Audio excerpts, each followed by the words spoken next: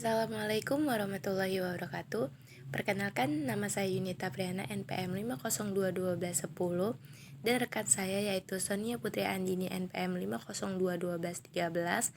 Kami dari kelompok 9 yang akan membahas materi tentang perkembangan peserta didik memahami masa kanak-kanak akhir dengan dosen pengampu yaitu Bapak Cantres Abadi, Magister Pendidikan Kons. Pengertian perkembangan masa akhir kanak-kanak.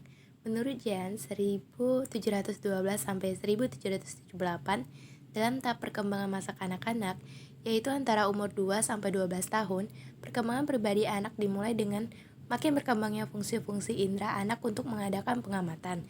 Seiring semakin luasnya perkembangan sosial anak, maka pengamatan anak akan sesuatu di luar dirinya juga semakin bertambah. B. Minat dan kegiatan bermain pada akhir masa kanak-kanak. Anak cerdas, terutama bila bertambah besar, lebih banyak bermain sendiri daripada bermain yang bersifat sosial dan hanya sedikit mengikuti kegiatan yang melibatkan permainan fisik yang berat daripada anak yang tidak terlampau cerdas. Adapun macam atau bentuk permainan yang dilakukan pada masa kanak-kanak akhir antara lain sebagai berikut. 1. Bermain konstruktif.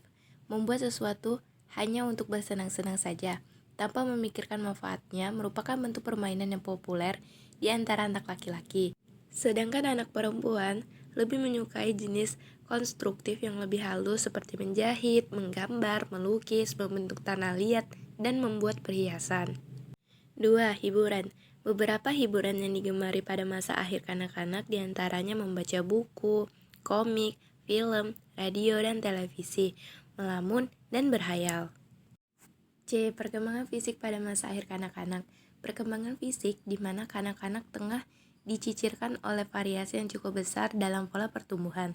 Variasi ini mungkin karena jenis kelamin, asal etnis, genetika, hormon, gizi, lingkungan, atau penyakit yang diderita. Sementara anak-anak dari kelompok usia ini mengikuti pola perkembangan dasar yang sama, meski tidak harus jatuh tempo pada tingkat yang sama.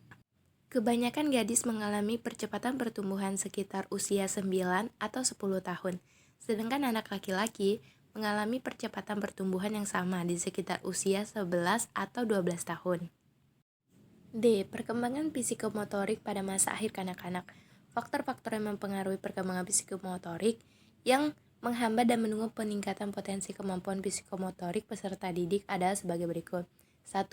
Faktor pola asuh orang tua. Contohnya, pola asuh otoriter dapat menghambat perkembangan psikomotorik saat orang tua menerapkan pola asuh terlalu otoriter ataupun terlalu memaksa.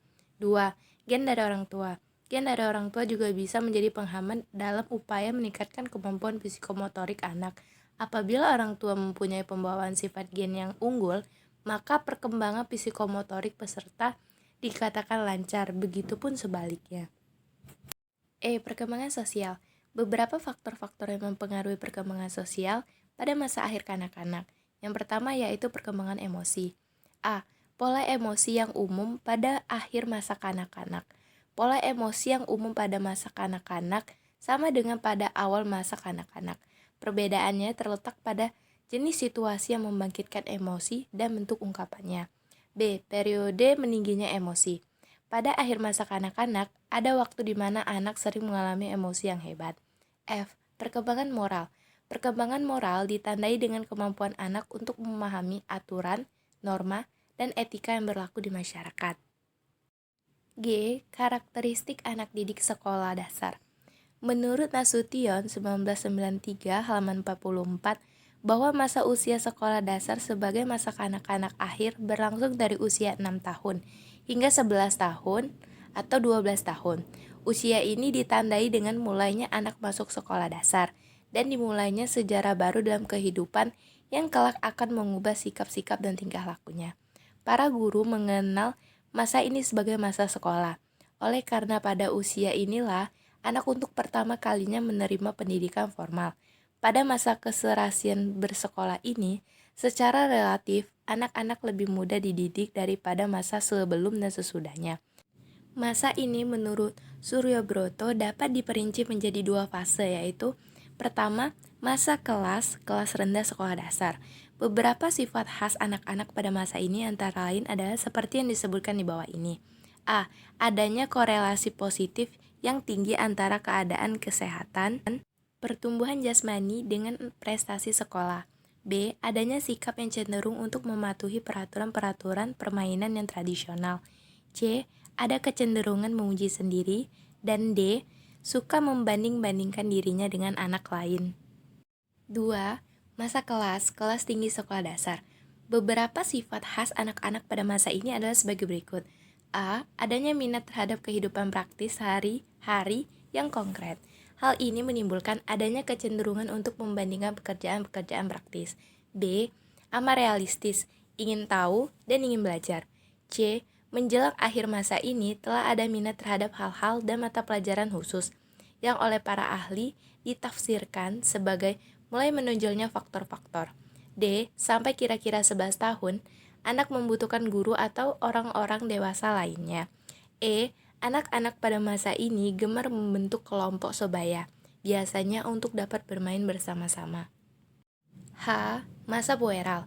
Menurut Nasution 1993 dan Surya Brata 1990, bahwa sifat-sifat khas anak-anak pada masa pueral itu dapat diringkas dalam dua hal, yaitu A. Ditunjukkan untuk berkuasa. B. Extravert. Sikap diinginkan dan dijadikan idaman-idaman adalah si kuat, si jujur, si menang, si juara, dan sebagainya. Kecuali itu, tingkah laku dan perbuatan anak-anak pueral itu extravert, yaitu berorientasi keluar dirinya.